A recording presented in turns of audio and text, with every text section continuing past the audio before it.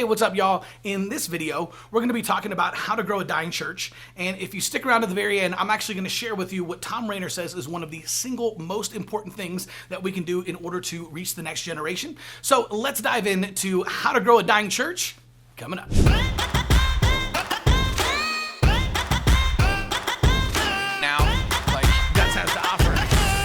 Hey, what's up, y'all? My name is Chris Abbott, but all my friends just call me Abbo. And if we're meeting for the very first time, welcome to the channel. This channel exists to help pastors and church leaders be more effective using social media and technology, because at the end of the day, what we want to do is we want to be good stewards of the resources that we've been given, and we want to take advantage of the tools that God has given us in this day and age in order to be able to reach people for Jesus. So let's dive in and let's talk about how to grow a dying church. All right, number one, you don't rise to the level of your goals, you fall to the level of your systems. So if you're unhappy with your church right now, the problem isn't you, the problem is your systems. All right, now James Clear has a phenomenal book on this if you want to go any deeper. It's called Atomic Habits. It's amazing, right? But this idea of having systems that are going to help your church grow, right, is going to be one of the most important things that's going to help. Now, if you have a dying church, right, I think one of the most important things that you can do up front is to cast some vision and kind of share with the church where you want to go and share with them the why behind it, right? People need to know the why.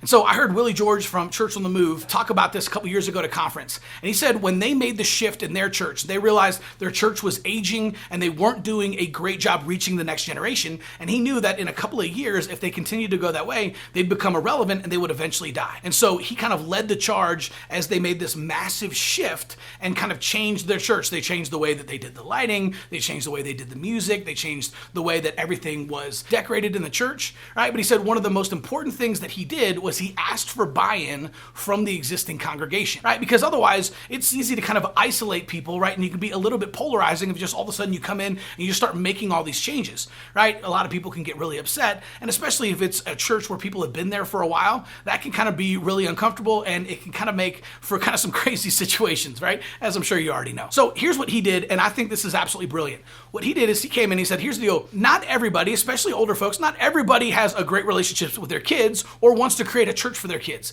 but everybody loves their grandkids and wants to create a church for their grandkids. What he did is he came in and basically just explained the situation, said, hey, here's the deal. I don't believe that we're effectively reaching the next generation, and my heart is that I want to create a church that your grandchildren want to come to, right? That your grandkids every single week are begging you to take them to church because they love it so much.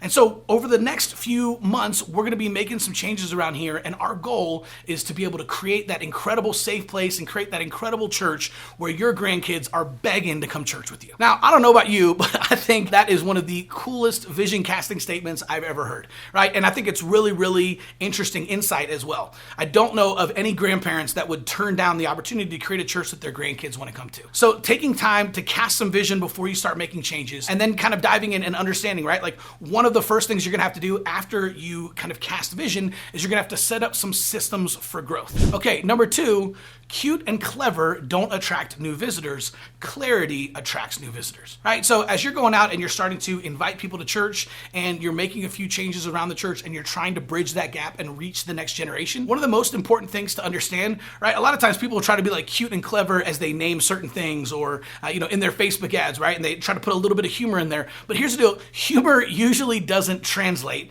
especially to people that don't know you, right? Now, someone might read something that you post on social media and they might start laughing because they know you, right? And when they read your post, they can actually hear the way you would say it and they start laughing. But someone that doesn't know you might read it in a completely different context. And especially on social media these days, that could be really dangerous, right? So it's good to just focus on clarity. Just make sure that you're actually being clear, right? So some of the mistakes I've seen churches make before is with the names of their ministries. I know of a church that named their missions department Illuminate. And that's kind of a cool name, right? And you understand it, right? It's, man, we got to be a light in the darkness, so we're going to illuminate the darkness, right? The problem is if you say, hey, Illuminate is raising money for kids in Africa, you don't really know what they're talking about, right? Sure, you understand raising money for kids in Africa, but if you refer to Illuminate and some of the things that Illuminate is doing on your website or on social media, nobody has any idea what you're talking about. Same thing if the name of your youth ministry is Chaos, or if the name of your women's conference is Sparkle, right? You can't just say, hey, Sparkle's coming up next weekend on Friday and Saturday, and it's gonna be amazing.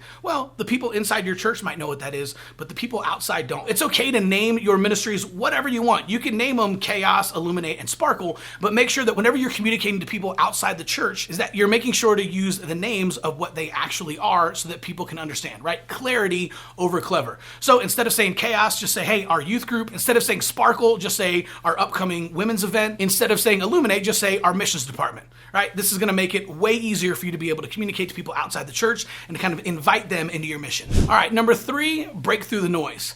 Now, this is one of the hardest obstacles that churches have right now, right? Because your church has an enemy, and I'm not talking about the devil. The biggest enemy that your church is facing right now is noise. So if you go out onto social media and you invite people to church this Sunday, right, there's so much noise on social media that chances are no one's gonna actually hear it. Right? So on Facebook specifically, organic reach is down, so it's less than 3%, which means if you go on your Facebook page, and let's say you have 1,000 likes on your Facebook page, right? And you post about a new sermon series that you're doing, or about baptisms and baby dedications that are coming up this Sunday, right? You post that on your page and you have 1,000 likes. Facebook is only gonna show that to less than 30 people who actually like your page. Right, it's crazy. 1,000 people like it, but less than 30 people actually see this. Now, if you're hearing this for the first time, I realize that can be really disappointing, right? It sounds crazy, but there's probably some light bulbs going off now too. You're like, oh my gosh, that's why we only get 7 likes every single time we post on Facebook. And the main reason for that is that Facebook's not trying to penalize you or keep you from, reaching the people that like your page. Facebook is in the game of being relevant. What Facebook wants to do is they want to make sure to show relevant pieces of information to the people on their platform. So here's the deal. I'm sure there's probably plenty of Facebook pages that you have liked that you completely forgot about. So maybe like your nephew started a car detailing service and he ran that for exactly 3 weeks before he moved on to something else, right? But during those 3 weeks, he invited you to like the page, you liked it, and then completely forgot about it, right? So did he. Now he went on to his next venture. But if every single time he posted on that car detailing page, it showed up in your newsfeed, eventually your newsfeed would just be filled with noise and stuff that you really don't care about, right? What if it's not your nephew? What if it's somebody you went to high school with 20 years ago and completely forgot about, right? And then somebody else that you went to college with that you didn't even really like invited you to like his painting company, and maybe he posts on there 5 times a day. So you wanted to be nice, so you liked the page, but what if those posts were coming up 5 times a day, you're seeing something about a painting company in another state from a guy you don't even really like, right? That is called noise. And all of that noise on social media, if it gets too loud and you keep seeing posts that you don't care about that aren't relevant to you, then you'll stop logging into Facebook. And then Facebook will effectively become MySpace, right? So this is why Facebook is constantly trying to figure out how to put relevant information in front of people that actually care about it. And so this is why whenever you put a post out there and people start to like, comment, and share it, Facebook will automatically start to show it to more people. But if you put it out there and they show it to 30 people and you only get 5, 6, 7 likes, then Facebook says, okay, the people who like this page must not have liked this content that much, and so we're not gonna show it to any more people. So the biggest obstacle that your church is facing right now is noise, right? Even direct mail, the amount of direct mail that Americans get has doubled in the last 10 years.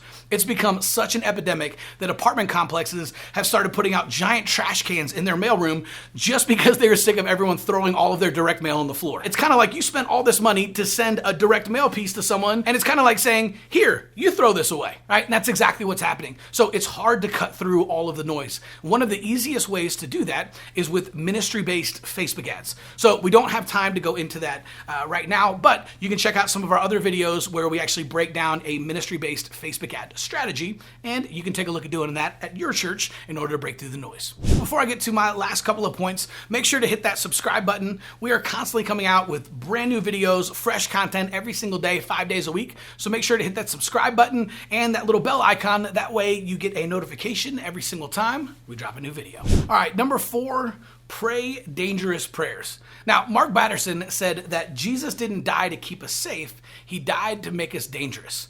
right? I love that quote. I pretty much love everything that Mark Batterson puts out, but I love that idea of, man, let's pray dangerous prayers. Understand the God-given authority that you have on the inside of you, right? The same power that raised Jesus from the dead lives on the inside of you. So pray dangerous prayers, do dangerous things, dream dangerously, and I believe that type of vision, right, and living that type of life, living it out loud, is going to attract those types of people. So number 4, pray dangerous prayers, do dangerous things, right? Could you go out and start a street evangelism team and start praying for people and leading them to Jesus and then inviting them to church, right? Could you go throw a block party for underprivileged kids and make sure to give away a bunch of free hamburgers and hot dogs and drinks and candy to all the kids that live in that neighborhood and then invite them out to your kids ministry? Man, could you go to the local hospital and pray for the sick? I completely agree with Mark Batterson. I believe that Jesus didn't die to keep us safe. He died to make us dangerous. So pray dangerous prayers and do dangerous things. All right, and number 5, learn the language of social media. Now, Tom Rainer says that failing to learn how to use social media effectively is like a missionary moving to a country and refusing to learn the language, right? In this day and age of where we live right now in the 21st century, the tools that we have available to us are social media. And I legit believe that the disciples and Paul would be totally jealous if they saw the platform that we have to be able to evangelize and share Jesus with people, right? In order to be able to share the gospel and invite people to our church. Because, man, never before has the world been so small, and have we ever had a chance to be able to do something like that. I mean, Facebook has 2.7 billion people on it, right? That makes Facebook the single largest missions field the church has ever seen. There's another 1 billion people on Instagram. There are 2 billion people on YouTube, right? These are all platforms that we can learn how to use effectively. And when we learn the language of social media, we can reach the next generation, we can bridge the gap, we can invite people into our churches, and we can revitalize a dying church. So I believe that one of the most important things we can do in order to grow our church is to learn the language of social media, and that's what this channel is dedicated to. Okay, so if you like this video and you found it valuable and you want to learn more about how to use social media, specifically how to use ministry-based social media campaigns like we talked about earlier, then go check out my other video, How to Grow Your Church Membership, and we're going to lay out a 7-part framework on how you can start a Facebook prayer ads campaign that's going to reach new visitors in ways you never even dreamed were possible. So click on the link in the description below and go check out How to Grow Your Church Membership. We'll see you soon.